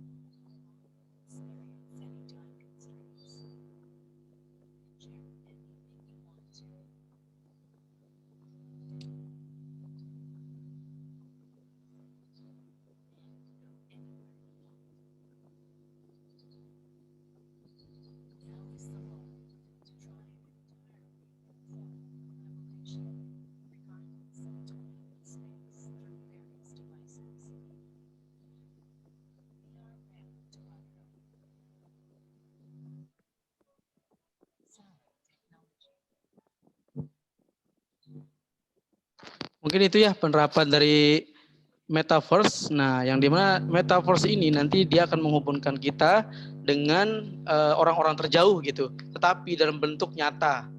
Mohon maaf, dalam bentuk virtual tapi nyata kelihatannya. Jadi itu adalah representasi dari dunia teknologi blockchain ini. Nah, contoh metaverse yang sekarang ada di Indonesia itu saya ambil dari di sini ada dua artis terkenal, yaitu Lesti dan Bilar. Dia membuat teknologi blockchain dengan metaverse ini. Jadi nanti di sana itu kita bisa melakukan konser, menonton konser mereka, kemudian melihat aktivitas mereka, kemudian nanti teman-teman bisa melakukan tanya jawab ataupun ngobrol sama mereka secara langsung dengan menggunakan virtual seperti itu. Kemudian di sini bisa kita lihat yaitu dunia metaverse mereka itu berjalan apabila kita mempunyai token. Nah, token ini itu yang lagi panas-panasnya sekarang dibahas sama orang-orang gitu. Mungkin tentang token ini, token itu gitu. Jadi di metaverse itu token merupakan salah satu aset yang dimana itu nanti sebagai istilahnya sebagai alat tukar lah ataupun alat transaksi di dunia itu gitu. Tapi sekarang masih tidak diperbolehkan untuk diperjualbelikan. Tapi kalau dia digunakan di dunia metaverse itu bisa digunakan secara langsung ataupun secara sah gitu. Harfiahnya seperti itu. Jadi di metaverse nanti orang-orang mau ngapain aja bisa. Tapi ada sisi negatif dan juga positifnya nanti yang kita temui. Inilah contoh metaverse dalam negeri ya. Nah, kebetulan kami di Lombok Blockchain Society di sini mempunyai metaverse juga yang dimana nanti berbentuknya NFT. Yang dimana di sini nama proyek kami di komunitas itu ada namanya Sangkabira. Yang dimana di sini teman-teman Sangkabira ini adalah sebuah NFT ataupun metaverse yang kita buat untuk teman-teman yang ada di NTB. Yang dimana di sini itu tujuan besar kami yaitu untuk proyek sosial dan kesetaraan pendidikan. Artinya nanti di proyek ini itu kita akan membuat sebuah NFT yang dimana NFT itu nanti bisa diperjualbelikan kepada teman-teman wisatawan ataupun turis-turis yang datang ke Lombok ini gitu. Misalkan di sini NFT-nya itu masih berbentuk kearifan lokal ya. Misalkan di sini ada contoh seperti misalkan orang pakai kebaya dan juga orang pakai songket dan lain-lain. Jadi kalau berpikir NFT itu tidak ada nilainya, justru NFT itulah sebuah aset digital yang dimana nanti kita bisa perjualbelikan di luar negeri. Bukan kita ya di Indonesia ya, kalau orang Indonesia pasti berpikir gitu, wah NFT itu tidak bisa diapa-apain, kemudian NFT itu tidak bisa digunakan belanja dan lain-lain. Nah, tapi kalau orang luar itu berpikirnya lain gitu. NFT itu adalah aset masa depan mereka, karena nanti di dunia metaverse mereka akan bertransaksi, kemudian nanti kalau misalkan mereka punya rumah nih, atau mungkin teman-teman sudah biasa ini ya pernah mendengar tentang misalkan orang beli tanah secara online. Nah di situ nanti kalau sudah punya tanah secara online di sana, kemudian nanti mempunyai rumah di sana. Nah NFT ini bisa teman-teman pajang di sana. Misalkan nanti pajang di dalam rumah nih, rumah digitalnya, rumah istilahnya rumah online-nya lah. Kemudian nanti ada orang datang berkunjung di sana, wah tertarik melihat NFT-nya, itu yang bisa diperjualbelikan. Jadi sistemnya itu nanti lebih ke sosial online transaction gitu. Jadi transaksi itu maju seperti itu. Jadi ini adalah proyek kami di Lombok Blockchain Society, yaitu Sangkabira, yang dimana nanti NFT ini bisa diperjualbelikan ataupun nanti kalau ada wisatawan datang ke Lombok, nanti kita akan kasih NFT satu NFT yang di mana di situ ada mempunyai smart contract tersendiri. Kemudian banyak sekali contoh-contoh yang lainnya. Nah, yang terakhir kita akan bahas tentang token. Teman-teman ya, mungkin apa sih bedanya token dengan NFT gitu? Nah, kalau kita lihat token itu mirip seperti cryptocurrency ataupun alat pembayaran digital yaitu Bitcoin. Tetapi token ini itu berada di layer di bawah Bitcoin ini. Jadi kalau kita contohkan, nah Bitcoin itu dia punya anak, nah namanya token ini. Yang dimana token ini itu bisa kita perjualbelikan nanti di suatu metaverse. Jadi metaverse itu nanti misalkan metaverse-nya yang seperti tadi, metaverse itu punyanya Lesti. Di situ namanya itu misalkan kodenya itu LST. Nah, itu nanti token itu bisa teman-teman teman-teman bisa transaksikan di metaverse mereka. Jadi ini kayak alat pembayaran digital yang dimana nanti itu teman-teman bisa perjualbelikan ataupun perjualbelikan di jaringan masing-masing. Nah, bisa kita lihat ya token itu seperti ini jaringan terbuka yang dimana dia berjalan di cryptocurrency yang dimana dia nanti kalau dibikin ataupun dibuat, di-create itu nanti dia akan mengeluarkan namanya ICO ataupun Initial Coin Offering. Nah, Initial Coin Offering ini contoh seperti apa? Contoh seperti tadi misalkan namanya misalkan Sangkabira, nanti dia akan dikonversi ataupun disingkat masuk ke dalam utilities blockchain itu dengan tulisan yaitu SKR misalkan seperti itu. Itu namanya Initial Coin Offering. Seperti itu ya teman-teman ya. Nah, di sini yang terakhir ini saya kasih slide tentang perbedaan koin dengan token. Kalau koin ini dia itu merupakan aset kripto yang memiliki teknologi blockchain beroperasi di blockchain yang dimana dia itu sendiri tempatnya. Jadi kayak Bitcoin, oke, beroperasi di Bitcoin saja. Dia tidak bisa beroperasi di mana dan lain-lain. Tapi nanti kalau misalkan di blockchain Bitcoin itu dibuatkan token di sana, dia bisa akan berjalan. Jadi kalau ibaratnya nih kita punya rumah, di rumah itu kita tidak akan bisa masuk kalau bukan kita yang punya kuncinya. Nah, jadi kalau nanti kita duplikat kuncinya itu, kemudian kita kasih ke saudara kita bisa masuk ke dalam. Jadi dia punya akses tersendiri untuk masuk ke dalam itu, seperti itu. Yang selanjutnya itu token. Token ini itu dia mirip seperti alat untuk pembayarannya, tapi tidak bisa berjalan di jaringan ini karena jaringannya itu berbeda-beda gitu. Walaupun nanti dia duplikat, misalkan contoh seperti tadi ya, dia punya rumah satu, kemudian dia duplikat kuncinya, dia tidak akan bisa masuk ke sana kalau dia tidak membuat rumah baru lagi. Jadi ibaratkan di sini dia punya satu token bisa digunakan di dia punya satu kunci bisa digunakan di kunci itu sendiri. Jadi dia bisa digandakan tapi dia tidak bisa dipakai gitu, seperti itu. Sederhananya seperti itu token sama kripto itu, koin kripto. Jadi teman-teman kalau misalkan nanti itu pengen berinvestasi di kripto ataupun di token, lihat dulu utilitasnya. Karena sekarang banyak scamming ataupun orang-orang yang mengatasnamakan, wah ini proyeknya besar, ataupun ini nanti entitasnya besar tapi beda penafsirannya. Atau berbeda nanti duit sudah banyak terkumpul tapi dia bawa kabur seperti itu. Itulah makanya kenapa orang yang main kripto itu cepat kaya. Karena apa? Proyeknya itu bagus-bagus tapi kalau tidak terrealisasi itu ya wassalam seperti itu. Oke, siapa saja yang sudah bermain di bidang blockchain ini? Yang pertama yaitu di sini ada Mas Raffi Ahmad. Mungkin teman-teman tahu ya, Rans Entertainment itu sudah besar sekali ininya, valutanya dan lain-lain.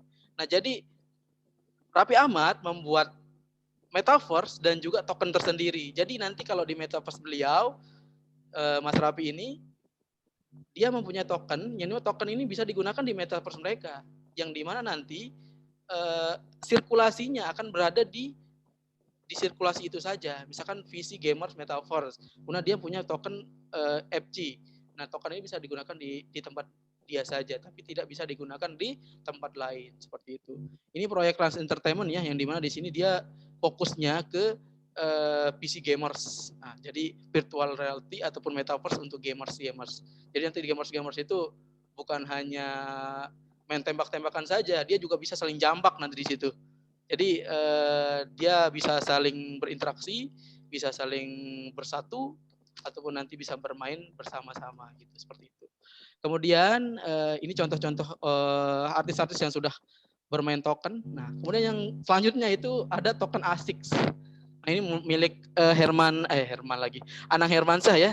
Jadi token ASIC ini itu fungsinya itu yang pertama yaitu dia selain play to earn, jadi teman-teman harus melihat ya industri ini ke dalam. Jadi di industri ini bukan hanya tentang bagaimana investasi, tapi juga bagaimana cara kita mendapatkan sebuah income.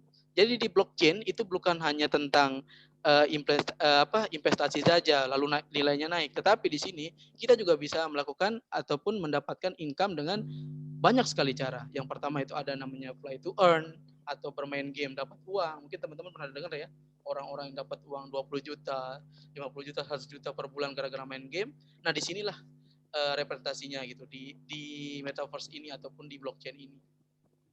Nah, jadi token yang buat Anang itu berbentuk token ERC ya. Jadi dia berjalan di jaringan tadi. Ada blockchain Ethereum. Nah, dia berjalan di jaringan Ethereum itu. Nah, yang dimana di sini token ASIC ini bisa dipergunakan untuk apa?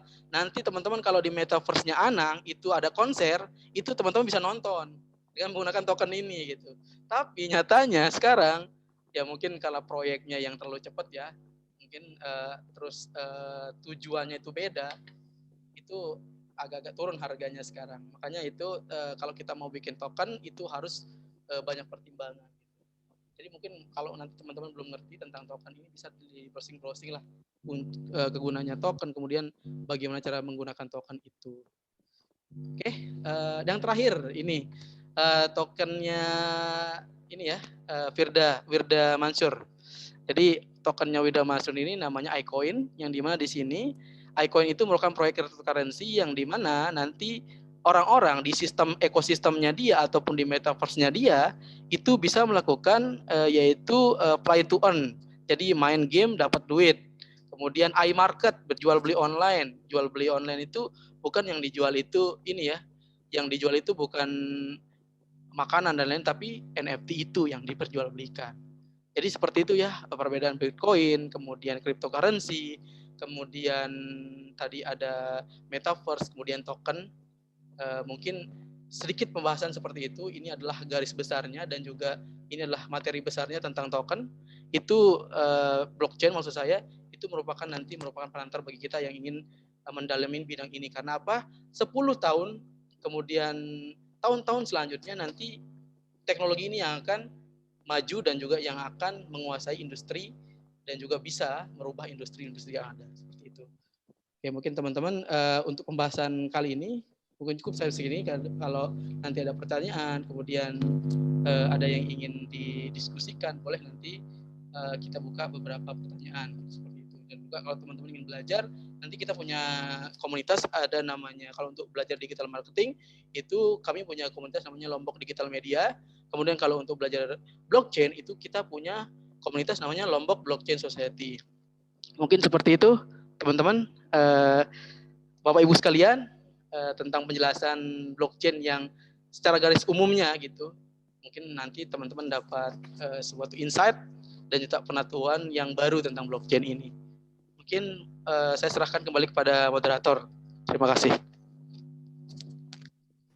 Baik, terima kasih kepada Bapak M. Hasan Amir Hussein. Selanjutnya kita akan membuka sesi pertanyaan kepada Bapak Ibu peserta webinar yang ingin bertanya. Silakan untuk menekan tombol raise hand. Ya, Pak Fauzan. Silakan Pak Fauzan.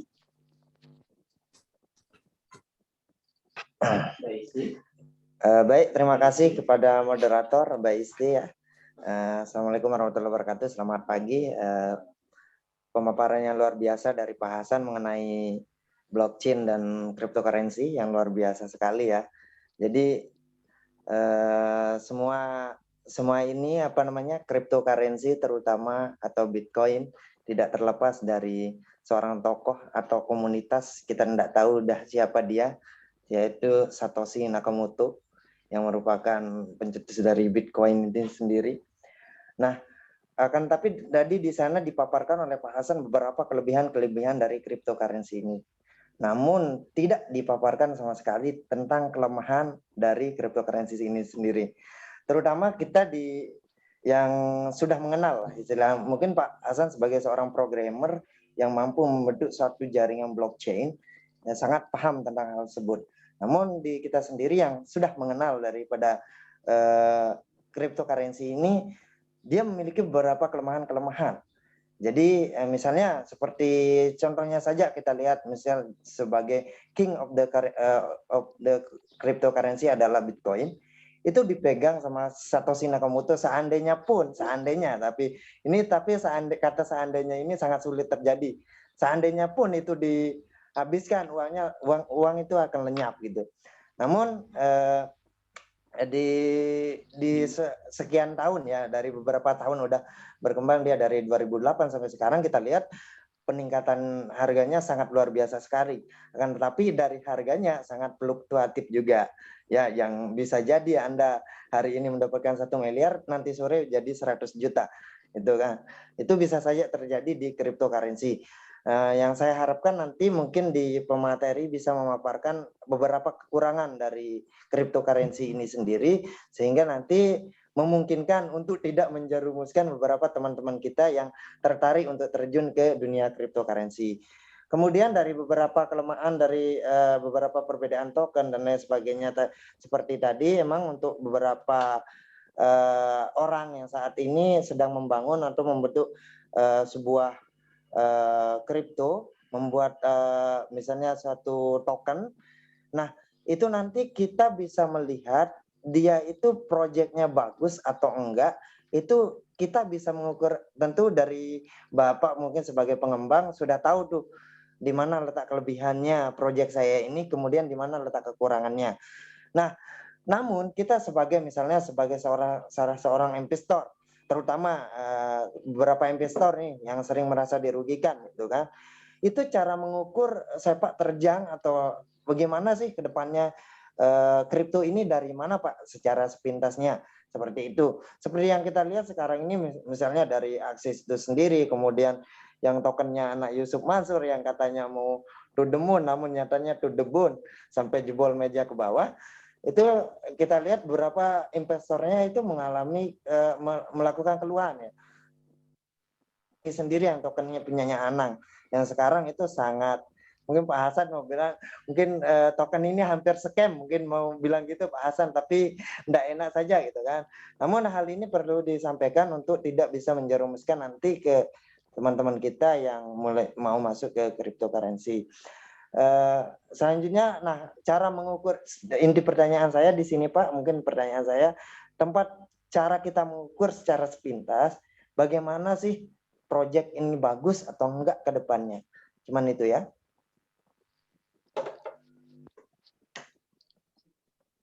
Baik, terima kasih kepada Pak Fauzan. Mungkin Pak Hasan akan menjawab pertanyaan dari Pak Fauzan. Silakan Pak Hasan. Oke, izin menjawab ya tentang pertanyaan dari Pak Fauzan. Sebelum itu saya mengucapkan terima kasih kepada pertanyaan yang luar biasa gitu. Mungkin dari teman-teman di sini masih awam ya tentang teknologi blockchain gitu. Dan juga di sini sebenarnya blockchain itu belum terlalu terkenal gitu di Indonesia. Karena apa? Banyak regulasi yang menyebutkan bahwa blockchain itu dan lain-lain, tapi beda. Gitu. Nah, pertanyaan Pak Fauzan tadi mengenai bagaimana cara kita untuk mengetahui bahwanya proyek ini bagus ataupun kedepannya itu seperti apa gitu, nanti bagusnya seperti apa gitu. Nah, seperti contoh yang tadi saya kasih paparan, yaitu di setiap token itu ada roadmap. Nah, roadmap ini yang menjadi cikal bakal terbentuknya sebuah cryptocurrency itu. Misalkan nanti kita akan buat token nih, token buat apa? Misalkan token untuk kampus. Nah, tadi nanti kita bikin metaverse tersendiri, kemudian kita ciptakan tokennya, token itu akan bisa nanti dijual ke siswa dan lain-lain. Nah, saya akan menjawab insya Allah sedetailnya tentang bagaimana cara kita itu menghindari dan melihat bahwa token itu scam apa enggak gitu kan. Nah, yang pertama yang kita harus lakukan yaitu pengamatan tentang fundamentalnya. Jadi di setiap token, di setiap blockchain itu ada pengembangnya, Pak. Jadi di pengembangnya itu nanti itu ada juga auditornya. Nah, jadi pengembang itu hanya orang yang melakukan ataupun mendevelop blockchain ataupun smart contract itu sendiri sehingga nanti blockchain itu bagus dan juga proyeknya bagus seperti itu. Jadi di sini yang harus kita perhatikan sebelum kita melakukan investasi ataupun membeli sebuah token ataupun membeli sebuah cryptocurrency, yang pertama itu kita lihat utilitas ataupun kemampuannya programmernya seperti apa. Misalkan contoh para programmernya orang-orang terkenal, ini contoh besar ya, misalkan orang terkenal lulusan, misalkan dia pernah bekerja di Microsoft, kemudian dia merupakan lulusan tentang blockchain dan lain-lain, itu merupakan hal fundamental yang harus kita ketahui. Yang pertama kita harus ketahui developernya dulu seperti apa dan siapa seperti itu. Karena apa? Karena sekarang banyak developer yang ataupun pengembang blockchain itu yang terkenal tentang misalkan, wah ini proyeknya bagus dan lain-lain, tapi ujung-ujungnya scam alias menipu ataupun nanti merugikan masyarakat. Yang pertama tadi itu lihat dulu kredibilitasnya dari pengembangnya. Yang kedua yaitu kita harus melakukan ataupun menganalisis tentang auditornya. Mungkin Pak Fauzan sering ngelihat ya di cryptocurrency itu ada yang audit gitu, ada yang melihat bahwa oh ini koin ataupun blockchain ataupun cryptocurrency-nya ini enggak bagus enggak ataupun nanti dicek dengan data-data valid enggak seperti itu. Jadi yang kedua nanti setelah kita lihat pengembang ataupun programmernya, yang kedua itu kita lihat auditornya. Nah ini biasanya pada teman-teman di auditor itu nanti itu yang memeriksa dari awal sampai akhir apakah ini nanti bersifat ataupun nanti berpeluang untuk menipu atau enggak. Nanti itu yang dilihat sama auditor. Itu biasanya itu auditor yang terbesar itu ada namanya Certik dan juga kalau enggak salah Blok 21 gitu. Jadi itu Pak Fauzan ya. Jadi kalau mau ngelihat project ataupun kripto itu dia nanti bakalan scam atau enggak, kita lihat dari pengembang ataupun programmer. Yang kedua yaitu auditornya. Nah, mungkin garis besarnya seperti itu yang saya tahu karena itu merupakan kunci awal dari terbentuknya sebuah blockchain itu. Siapa yang mengembang, siapa yang pengembangnya, kemudian siapa yang melakukan auditnya. Seperti itu Pak Fauzan.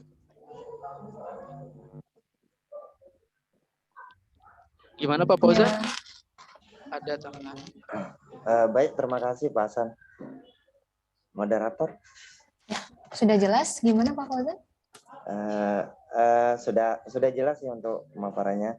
Tapi ini mungkin saya ada tambahan pertanyaan lagi Pak Hasan mengenai sekarang itu kan misalnya pada jaringan misalnya RC20 ataupun jaringan ETH itu kan untuk pengiriman beberapa token ataupun beberapa koin itu bisa terjadi hacking. Nah, bisa terjadi hacking. Nah, itu kira-kira potensi masuknya itu dari mana? Dan kira-kira itu kelemahannya dari apa saja? Apakah kelemahannya dari sistem blockchain yang dibuat oleh developernya atau emang dari penyandian kita sebagai pengirim daripada koin itu sendiri? Oke, izin langsung menjawab ya, biar singkat waktunya. Iya, silakan Bapak. Yang pertama yaitu tadi disebutkan oleh Pak Fauzan tentang keamanan ya. Jadi di sistem blockchain itu memang kita belum tahu sepenuhnya aman, tetapi di sini kalau kita lihat dari pertanyaan Pak Fauzan itu dia mempertanyakan keamanan untuk utilitas sistemnya ya. Apakah nanti dia misalkan salah untuk transfer ataupun nanti bisa diblok ataupun bisa di-hacking. Itu sebenarnya potensinya juga besar, Pak. Nah, tetapi kebanyakan kalau di kripto karena dia di sifatnya desentral atau dia tidak terikat dari satu data ataupun big data ataupun central data, dia sistemnya itu peer to peer, jadi orang ke orang gitu. Jadi kalau untuk sistemnya mungkin dari human trafficking ya, maksudnya jadi human error. Jadi kebanyakan untuk scam ataupun untuk misalkan keamanan itu biasanya itu terjadi karena human error ataupun nanti manusianya misalkan salah ketik dan lain-lain, karena itu juga berdampak besar untuk keamanan jaringan blockchain ini. Dan yang terakhir yaitu banyak juga, salah satunya yaitu kalau di dunia cyber itu ada namanya carding, kemudian ada namanya DDoS, itu bisa juga nanti diterapkan ataupun digunakan oleh hacker-hacker itu untuk membobol sistem jaringan kita. Tapi kalau di blockchain itu karena desentral itu mungkin ada beberapa lapis yang harus mereka tembus gitu untuk menguasai aset kita seperti itu. Lebih tepatnya Pak Fauzan, kalau untuk keamanan itu kalau untuk lebih amannya itu kita harus menggunakan DApps atau decentralized apps. Jadi di situ nanti dikunci, kemudian nanti diberikan penanda ataupun akun masing-masing di setiap kontraknya gitu. Mungkin Pak Fauzan ngerti ya. Mungkin teman-teman di sini mungkin belum familiar itu kontrak itu apa, di apps itu apa. Mungkin nanti teman-teman bisa tanyakan di lain kesempatan seperti itu. Jadi itu Pak Fauzan yang bisa saya sampaikan. Terima kasih Pak Materi Pak Hasan. Oke, sama-sama Pak. Terima kasih Pak Fauzan. Bapak Ibu yang lainnya yang ingin bertanya, silakan.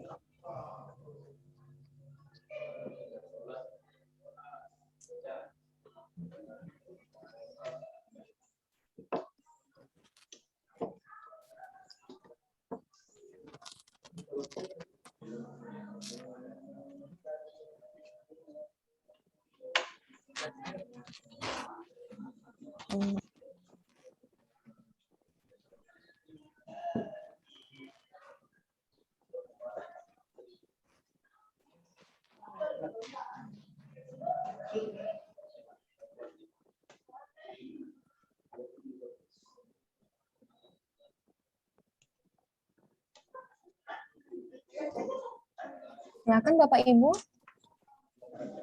yang ingin bertanya.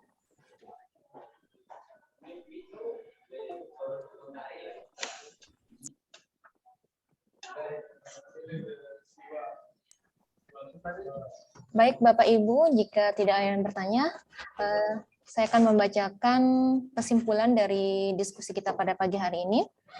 Adapun kesimpulan dari diskusi kita, yakni dalam dunia digital, pemasaran online ini sangat penting karena pemasaran online ini dapat meningkatkan penjualan ataupun pendapatan. Di mana digital marketing ini adalah teknik pemasaran yang masa kini dengan menggunakan platform digital seperti website, sosial media, dan display ads, dan banyak sekali terobosan masa depan untuk melakukan pemasaran. Kemudian, untuk blockchain-nya merupakan sistem terdesentralisasi yang dapat dimanfaatkan dalam berbagai macam bidang dengan teknologi cryptocurrency yang dapat didapatkan misalnya dalam pengembangan dunia metaverse, koleksi aset digital seperti NFT, dan token yang bisa digunakan dengan teknologi blockchain tersebut. Sekian kesimpulan dari diskusi kita pagi hari ini. Izinkan saya untuk menampilkan sertifikat untuk pemateri kita. Berikut sertifikatnya untuk Bapak M. Hasan Amir Hussein, MTI, sebagai pemateri dalam webinar dengan tema transformasi digital masa depan dengan digital marketing dan blockchain teknologi.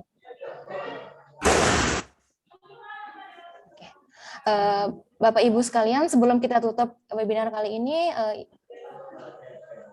kita akan melakukan sesi foto bersama. Mohon kepada Bapak Ibu untuk menyalakan kameranya.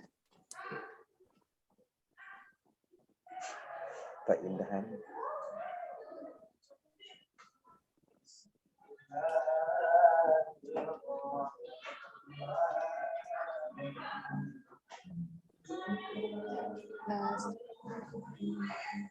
Silakan Bapak Ibu untuk open cam untuk kita dokumentasikan kegiatan kita hari ini.